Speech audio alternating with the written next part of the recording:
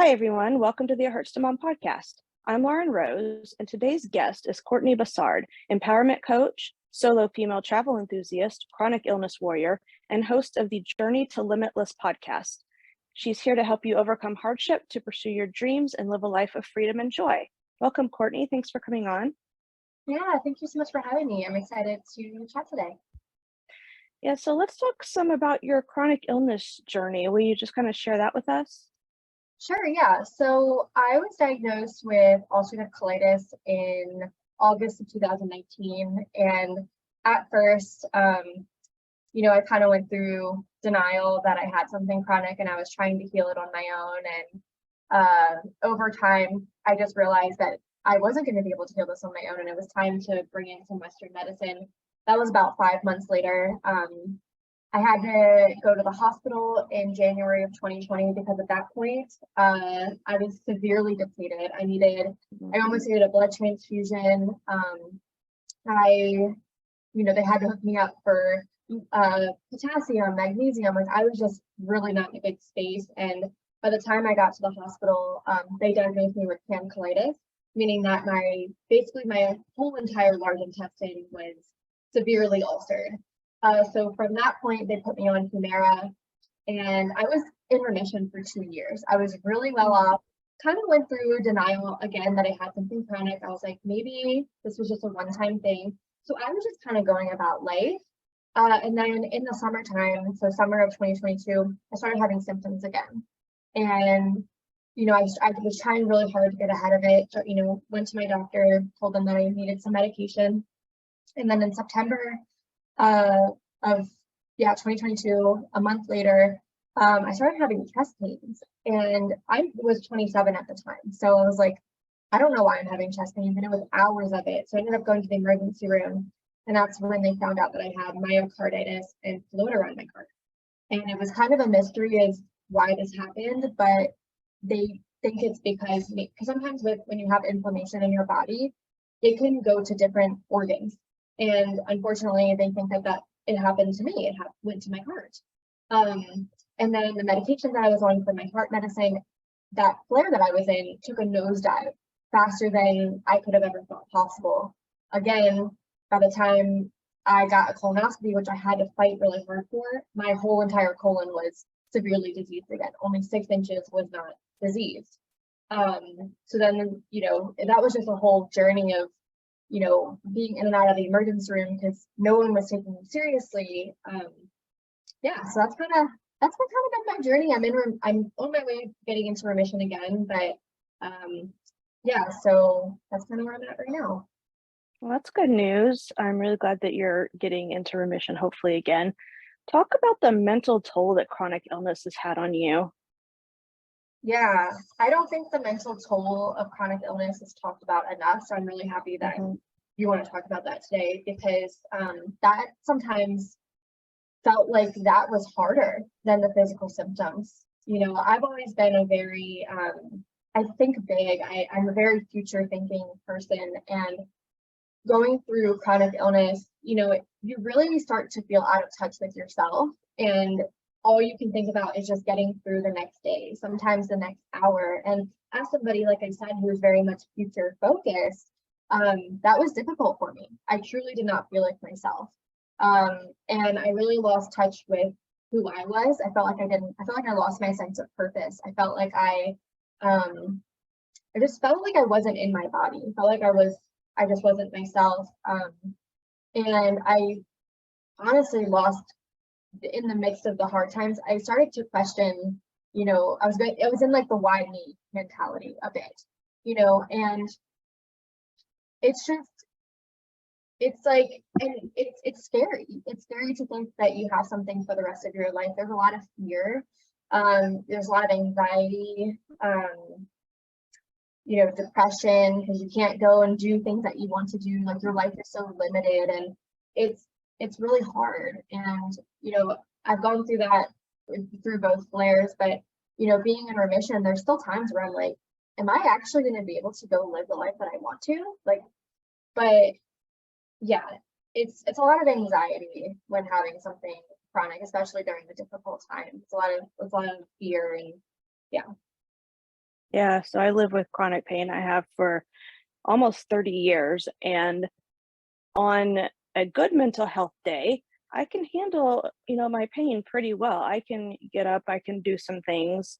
But if I'm having a bad mental health day, if my depression is just in control or my anxiety is in control, it's even harder to deal with than the pain. So I totally get what you're saying.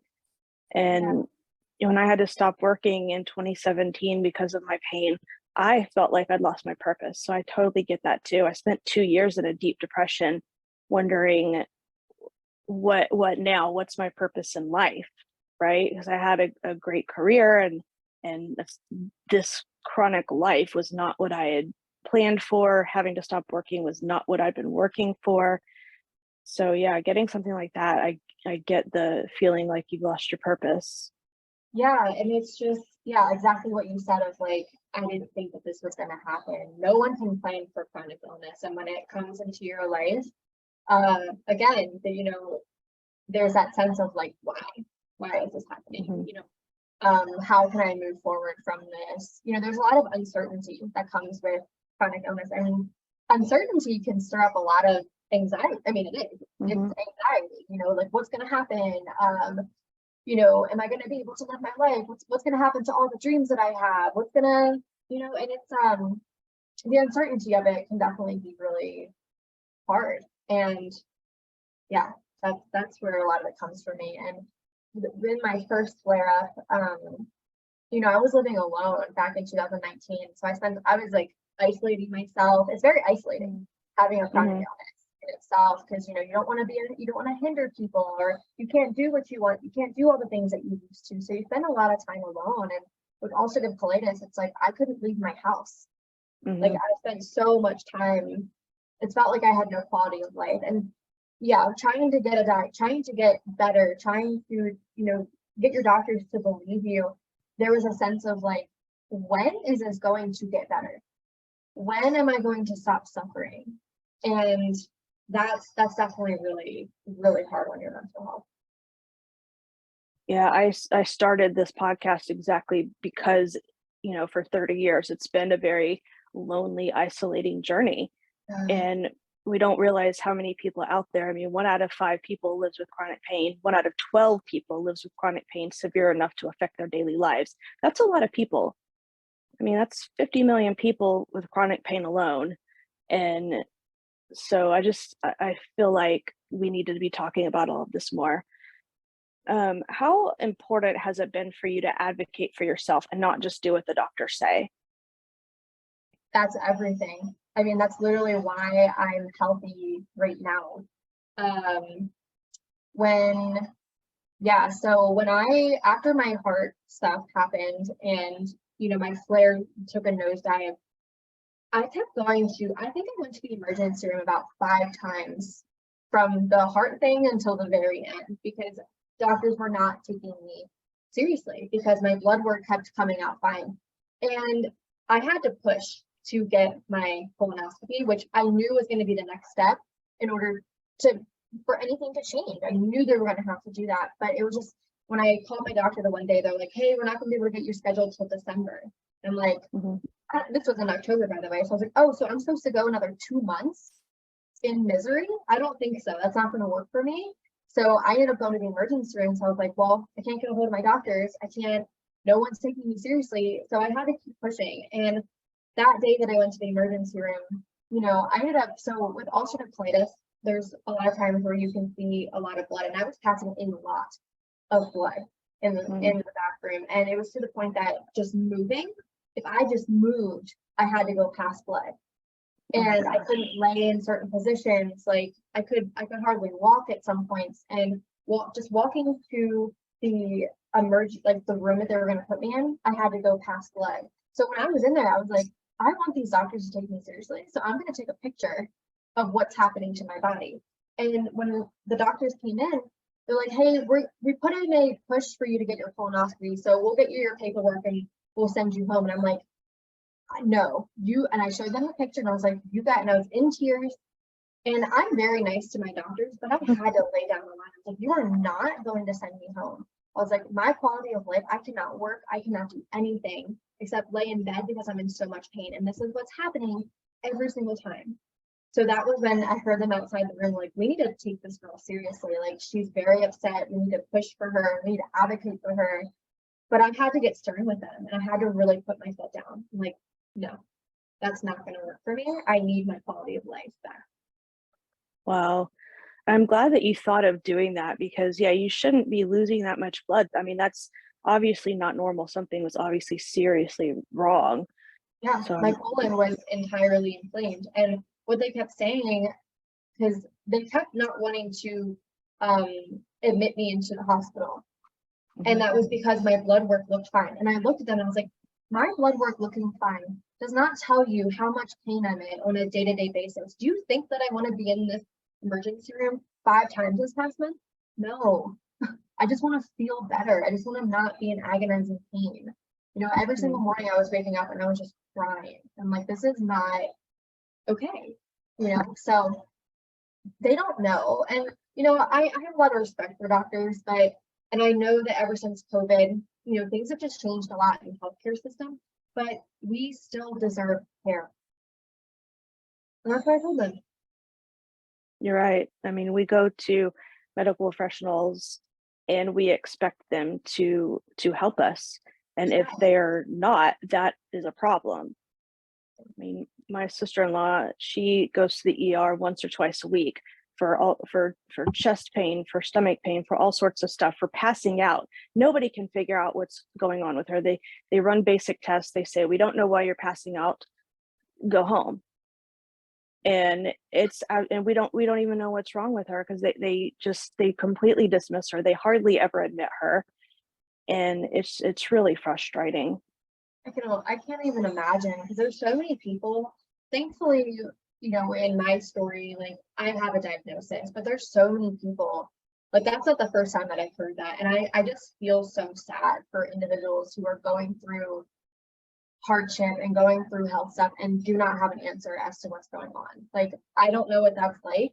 And I'm so sad about that. You know, I wish there was more that we could do to help them get care, but yeah, it's gonna take seeing different doctors and not just being blown off. Like, you know your body better than anyone else. And if doctors keep blowing you off, you just gotta keep trying with doctors who will eventually take you seriously, and so you can get the answers that you need. But that's a lot. I mean, that's so difficult.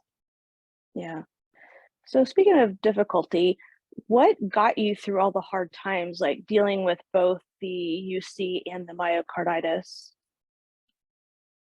Honestly, I like to pull proof from my life that I can get through hard things. And with this flare up that I just had, I just kept thinking about the first time that I had this flare up. And I was like, okay, if I can get through that, where I'm almost passing out, you know, almost needing a blood transfusion, if I get ahead of this, I know that I will be okay. I know that I can get through difficult times. But the first time around, you know, I didn't have that proof. You know, one of the things that helped me get through the first time was listening to stories of people who have been in very similar shoes of me who have made it through. There was a podcast that I listened to back in 2019 called the Thrive with IBD podcast. I don't think she's putting out episodes anymore, but yeah, there were some stories on there that I was like, okay, this is really difficult right now, but if this person can get through this, and I'm listening to the way that they advocated for themselves, I'm listening to all the things that were helpful to them. If they can get through it, I can get through it too. So that was really powerful when I didn't have proof in my own life. But yeah, I just remember the times that were really difficult for me. You know, if I feel into my body and like, I've been here before, I can do this. That's awesome. So I know that there was an event you wanted to go to called the Empower Her conference. Mm-hmm. And I saw that on your social media, how important that was to you. How did you deal with the disappointment of having to miss that you were so excited to attend? Man, I was so bummed because I bought that ticket in January of 2022 and the event was in October. So, you know, there were months of, and I love travel. So the fact that it was in Phoenix, like, I was so excited about it. And then about a month before, I was like, after the myocarditis, I was like, okay, all I want is to get to that event. And my sister's supposed to come into town, and anxious for not getting better. Like, truthfully, like, I was trying to get on prednisone, and really just the most important thing to me was getting to that event. So the morning of that event, I had my bag packed with everything. I had to go to the emergency room that morning because I just was not well. I was like, there's no way that I'm going to be able to get onto an airplane. If I get to Phoenix, like, I don't know what that's going to do for my health. Like, I was in that bad of a space. So that was really difficult. But I remember getting home from the emergency room. They upped my prednisone to 60 milligrams that morning. That was the only thing they did for me. I remember sitting outside and I was just crying. And I was like, I may not understand why this is happening right now. And this is really frustrating. This really freaking sucks. But I know, I have faith that this is happening for some reason. That's what I just kept telling myself. And what I ended up doing was I ended up booking like a solo weekend trip to the mountains. I live in Colorado, so I'm like, all right, I'll just go somewhere in the mountains. It'd be less, it still gets me out of town. I go and got a massage and like a wellness weekend, kind of like poured into myself. And that was like much easier on me, still really difficult. But I went and did something for myself to kind of replace the FOMO that I was feeling from the event. But yeah, I just kept reminding myself, I may not understand this right now, but I just have faith that I will someday. This is serving me in some way. And I love that you still took that weekend and did something for yourself on a smaller scale, but still something to take care of yourself and something that you would enjoy. That was a really good idea. Yeah, I deserve that. When we're going through difficult times, like one of the things that was different from this flare up from 2019 is over the last few years, that was, what was that, 3-year difference. I've really built a foundation of self-worth and self-compassion that during that time, like the first time, I was really mad at my body. Like, I was punishing myself for going through this. I was so upset that, it was happening to me, right? And this time it's like, this is happening and I deserve care during this time. Like, my body needs more love during this time. I don't need to beat myself up. I don't need to be in this, just hating myself. That's not going to get me to feeling better. So I really, really dove into self-care when I was going through the midst of the really difficult times. I went and got a massage, booked the trip, and gave myself compassion. We need that when we're going through really difficult times. It's not fighting it isn't going to help. You really gotta just be compassionate with yourself. I completely agree. I struggle with that. I struggle with being hard on myself for the things that I can't do. But, my husband's always reminding me, it's not my fault. There's nothing I can do about that. So I might as well, give myself grace, give myself compassion. It's necessary because, you can be doing all of the right things, right? And with chronic health issues, chronic pain, no matter what you do, it's just these flare-ups can happen, and it's not there's no reason to blame yourself for it. I know it's such a mental thing because in our minds, we can think of all the things that we're maybe doing wrong or that we did to ourselves, but I don't know, self-compassion is just and it helps your nervous system calm down when you're just like, okay, I've accepted that this, I'm learning to accept that this is where I'm at right now, and I deserve more care because I can't help it that I'm going through this. And I love myself. I love myself enough to be compassionate with myself, and it's a journey that every individual is going to be on. So if you're listening to this and you're like, I'm not there yet, don't beat yourself up for that. It's a journey, but just starting to practice having grace and compassion can really go a long way in your healing journey. Yeah, one of the biggest things that I can do to have compassion for myself is to rest, even if that's taking the whole day off, because I'm just in too much pain, or my depression or anxiety are really high. I can take a day. It's okay. The world still spins. Exactly. And you'll be able to, the more that you allow yourself to rest, that's going to prevent you from burning out and making your condition worse. So I know rest is sometimes it feels like with rest and the way that our society is, it kind of feels like we're going against the current.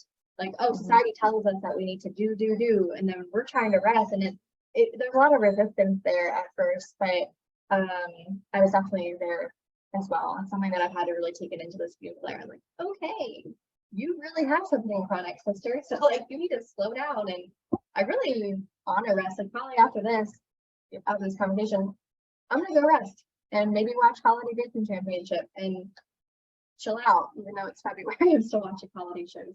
But you know what I mean? Yeah. So how has body work and breath work helped you? Yeah. So, in November, I think it was the end of October, that was like right after, might have been as I was trying to get my colonoscopy scheduled or right around the time, but I was just still like suffering. And again, I just kind of felt like I was fighting it still. And through breath work, I hired a woman named Janelle. She's absolutely incredible in the Denver area. I met her through this club called Archipelago, where she hosts like a breathwork class a few times a month. And that's when I was really introduced to breathwork and the power of it. So I knew that if I wanted to, I just knew that breathwork was going to be a powerful part of my journey. So breathwork for me, so it's a lot of somatic. So I do somatic breathwork a lot. So it's like it starts with a big breath in your belly into your chest and then an exhale out. So it's like and you do that over and over again, and you just get these sensations. But you can also come to terms. It's like you gain a lot of mental clarity, right? And a lot of letting go, a lot of like being present in the moment. Like you have to be present in that moment to breathe like that. So a lot of what came through in that first breathwork session that I had with her, it was a private one, was not fighting it anymore. Like just accepting that this is where I'm at right now and not putting the pressure on myself to feel 100%. I don't know if anyone can relate to this, but when you're in the midst of health issues, sometimes we're like, maybe tomorrow, like I'll feel better. And then when you're not, you feel so much worse. So stop putting the pressure on yourself to feel 100% better. Because guess what? Right now, it's probably not your reality. So learning to just like not keep fighting it and just letting it go. And what I was breathing in a lot of was like the fact that I'm my own healer. I can heal myself. I don't need to rely on other people to heal me. And yes, okay, we need Western medication. Like I'm on Western medication, but there's so much that we can do for ourselves in our journey, and it just takes devotion and first of all belief that you can heal yourself. And that's one of the things that really came through. I wrote it on my whiteboard and actually still have it there. I am my own healer. And I say that sometimes, and I am my own healer. And I'm trying to learn to embody it. But yeah, that's what really came through in that breathwork session. And yeah, there's just been a lot. I do breathwork pretty often and meditation and sound healing. And I feel like there's just so much clarity that I keep gaining along the way and new levels of acceptance, right? There's times that when I'm doing breathwork, where I just bawl my eyes out thinking of having the chronic illness for the rest of my life. But then there's also a sense of like, this has taught me so much and I'm so grateful for it in other ways. And then my perspective switches around chronic illness. And that's why now I'm like, I feel so empowered with my chronic illness. And I feel this like I found my purpose through chronic illness, but it's through these practices that have helped me with that mindset shift, All right, that was a lot. No, it's good. So what have you learned from having chronic illness? Well, you can never, what am I trying to say? There's no way to predict what's going to happen in life. Life can be so unexpected. But it's really taught me to build resiliency and like turning pain into power. And like, I feel like I really can see the lessons in a lot of things. And like now I'm so grateful for my chronic illness because it might not have been the path that I thought I was going to have, but I think it's the path that I'm supposed to have. And I think I've just learned a lot of resiliency. Like I know that, having chronic illness, I'm like, okay, well, this flare-ups can happen, but I know that I can handle it. And I know that I can handle this thing that might happen, that thing that might happen. Like, okay, I can do this.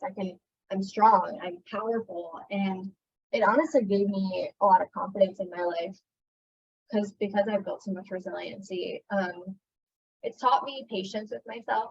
It taught me self-compassion. It's taught me compassion for others. Like I've always been, I saw sickness at a very young age. My mom had stage 4 non-Hodgkin's lymphoma. My aunt had a brain tumor. I've been around people with illness, but it's so much different when you have experienced it and you understand like the mental tolls of people who experience chronic issues. Like it's just different after you've experienced something. So I feel like I have this new sense of empathy for and care for people with chronic issues. Saw me a lot. Yeah, that is a lot. That's awesome.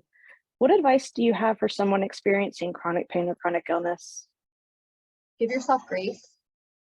You know, I think that's the first step, because I like we all say a lot of times, people who have chronic issues, sometimes there is a sense of like low self-esteem, low self-worth, because we put a lot of pressure on ourselves. And a lot of times I find that a lot of people have like workaholic tendencies, right? Like we're feeling the pressures of society, but we can't go to that capacity, right? We end up burning ourselves out. We end up pushing ourselves to the point of a flare up, and then we're mad at ourselves when it happens. And yeah, like we wanna do what we used to do. Give yourself grace. And what I try to remind myself is like, you may not understand why it's happening, but just know that it's serving you in some way. And I'm not here to say like, I don't think that everything happens for a reason, because there's some things that I don't understand, right? But if we can try to see that in some way this is serving us, whether that is teaching us more compassion, whether that is helping us build resiliency so we can handle more in life, there's something in there for you. You just have to dig deep and try to find it, Yeah. So where can we get more information about you? Yeah, so I mostly use Instagram. I'm at journey to limitless _. That's JOURNEYTOLIMITLESS _.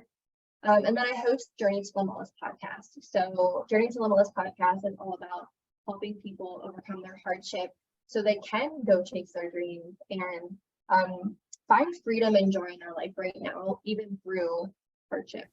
That's what I am so excited about the podcast. I just relaunched it after all my health issues, and that's what I found that I think my purpose is. I think I'm here to really help people overcome and stay strong through hardship so they can still live a fulfilling life. Awesome. Well, thanks for coming on and sharing your story with us. Yeah, thank you so much for having me. Make sure to subscribe to this podcast so you don't miss any health, parenting, or life advice.